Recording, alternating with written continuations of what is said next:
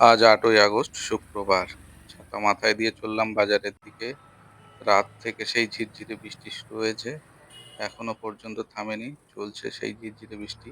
তো বৃষ্টি কবে যে থামবে তারও ঠিক নেই।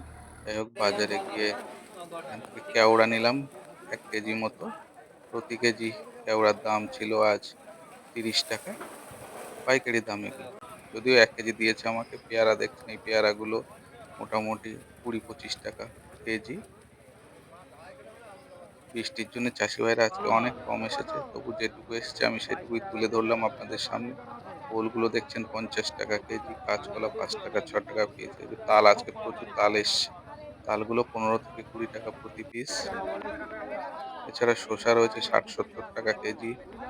লাউ রয়েছে ৳১৫-২০ প্রতি পিস। এরকমই দাম আজ। এছাড়া আরো অনেক রকম সবজি রয়েছে। ভিডিওগুলো যদি ভালো লাগে একটি লাইক দেবেন। আর যারা এখনো ফলো করেননি চ্যানেলটি ফলো করে দেবেন। বাতাবি লেবুগুলো দেখছেন, এগুলো ৳২০-২৫ প্রতি পিস। যাই হোক, ধন্যবাদ সবাইকে।